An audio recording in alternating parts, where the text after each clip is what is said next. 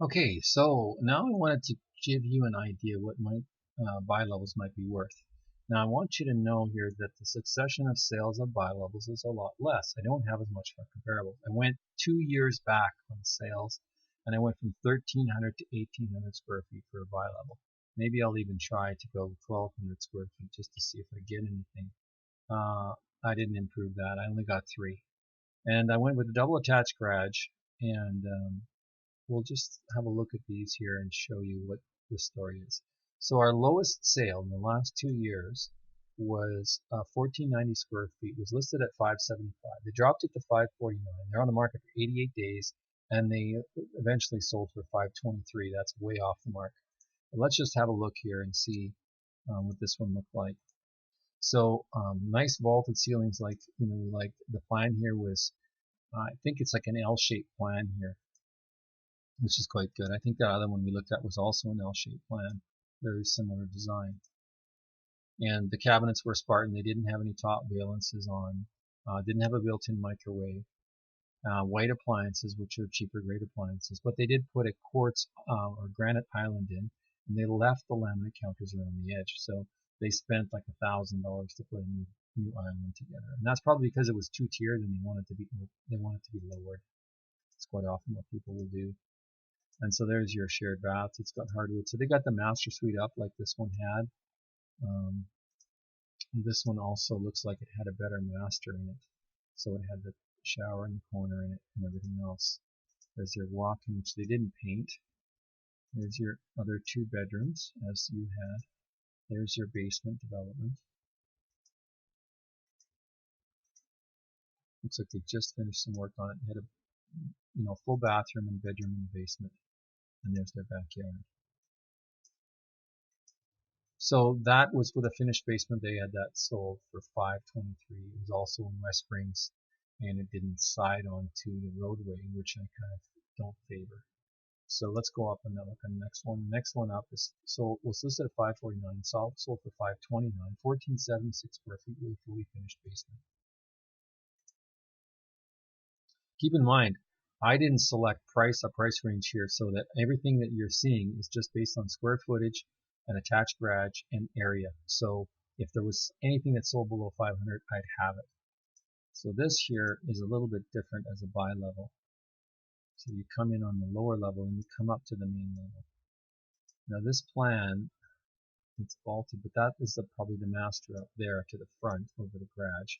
Then it's got a closed off kitchen. Now these are the cheapest cabinets you can get. They are a laminate embossed cabinet. They're not even real wood, and neither is the panels on the outside. They're just like I don't know how to describe it. It doesn't have a built-in microwave. It's got the lower grade appliances, and the kitchen is a closed design from the front.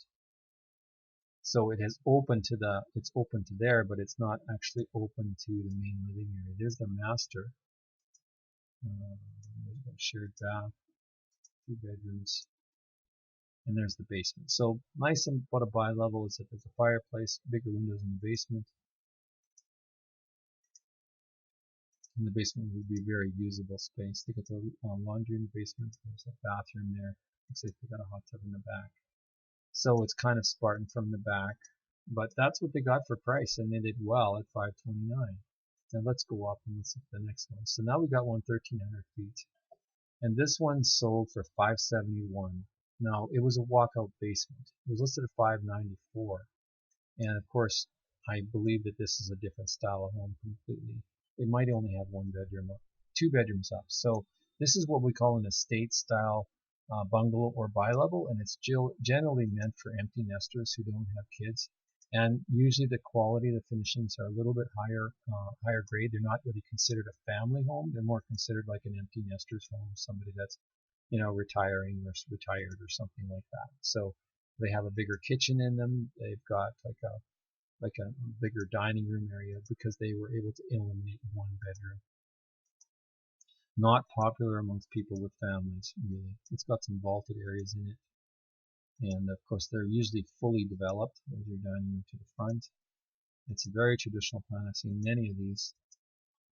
There's no upper level to the front above the garage on this one. It's all main floor square footage, so it's actually a little bigger than the one we looked at. There's their master, and I expect to see a better, so skylight in the master, and then they got a tub. So the master is a little bit bigger because, of course, they don't have a, they don't have a another bedroom. They eliminated the bedroom. There's a separate bedroom and shared bath. Basement's great, with a walkout and everything there. They got an extra bedroom, and they got a bar,